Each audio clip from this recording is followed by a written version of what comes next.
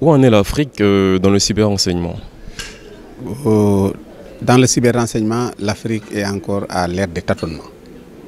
Franchement, le premier pays, le pays le plus avancé, c'est les États-Unis d'Amérique. L'Europe suit derrière, ensuite la Chine. L'Afrique est encore au balbutiement. Nous ne faisons que subir le cyberrenseignement. Et si vous ne faites que subir, c'est comme dans un jeu de cartes où un adversaire suit totalement la main de son autre adversaire. C'est-à-dire il sait ce qu'il a comme carte. Voilà, c'est comme ça. Donc l'Afrique se laisse dominer sur ce plan. Tout ce que nous faisons, les autres sont au courant. Tout. Il n'y a pas d'exception. Que ce soit dans les États, que ce soit au niveau de nos armées, que ce soit au niveau même des individus. Tout ce qu'ils veulent savoir sur nous, ils ont les moyens de les savoir. Et l'Afrique n'a pas les moyens de se protéger. Et ça leur donne un avantage stratégique? C'est plus qu'un avantage, c'est un atout. Ils peuvent faire ce qu'ils veulent en Afrique. Et je vous ai donné l'exemple du terroriste qu'ils ont tué. C'est parce qu'il a franchi le Rubicon. Mais s'il n'avait pas franchi le Rubicon, ils savent où il est, ils le traquent, mais ils vont le laisser. Tant qu'il est calme, tant qu'il ne touche pas à leurs intérêts. Mais chaque fois que les gens touchent à leurs intérêts, ils savent où les chercher, ils savent comment les traquer. Et il en est de même aussi pour nos gouvernants.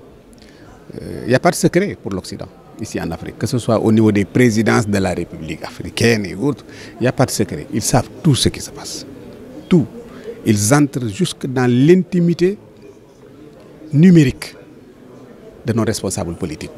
D'accord, dans ce cas, vous préconisez que les pays africains doivent se concerter et puis travailler ensemble. Travailler ensemble dans le cadre d'une charte africaine qui sera présentée, je pense, dans ce forum, une charte africaine qui engage les États à mutualiser leurs efforts pour pouvoir se défendre.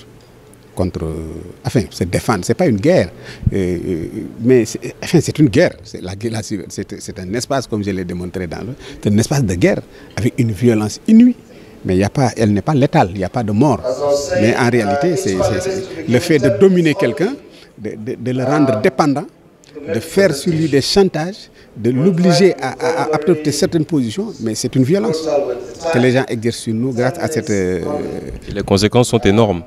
Très énormes. Ça signifie qu'ils orientent les décisions de nos dirigeants, ils connaissent leur intimité numérique, donc ils sont capables de leur faire des chantages.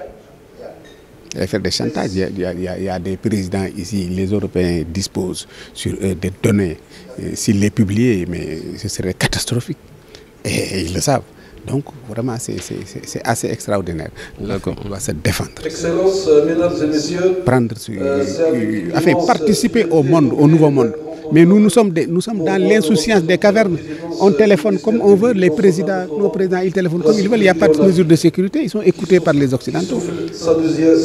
Et il n'y a aucune mesure. On n'a pas les moyens, on dit qu'on n'a pas les moyens. Les moyens, il faut aller les chercher.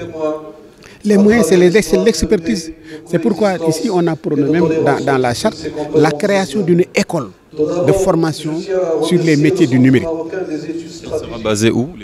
L'école, ce sera une école sous l'égide de l'Union africaine. Elle sera basée peut-être basée au Maroc, à Dakar, en Afrique du Sud. Mais l'essentiel, c'est de créer ça. Que les jeunes Africains puissent être dans des établissements où ils vont apprendre comment on peut se défendre contre le numérique.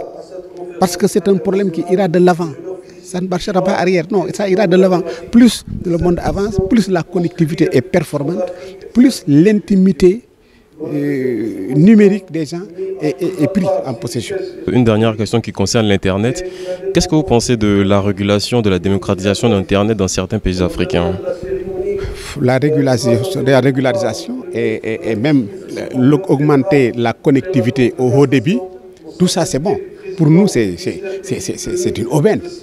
Mais est-ce qu'on a calculé les risques parallèles qu'il engendre? Est-ce qu'on a les moyens de se défendre contre la démocratisation de l'Internet? La démocratisation de l'Internet, ça amène le hacker qui est là, qui est un malfaiteur, qui est un escroc, qui est un cambrioleur, de s'approprier de vos données pour vous extorquer de fonds.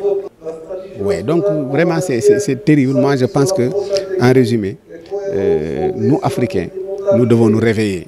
Parce qu'on dort trop. Aujourd'hui, il n'y a pas un État africain qui a une intimité que les Occidentaux ne maîtrisent pas. Non, ils anticipent même sur ce que font les États africains. Parce qu'on est dans l'insouciance des cavernes. On n'a aucun moyen pour se défendre. Merci, M. Aïdara.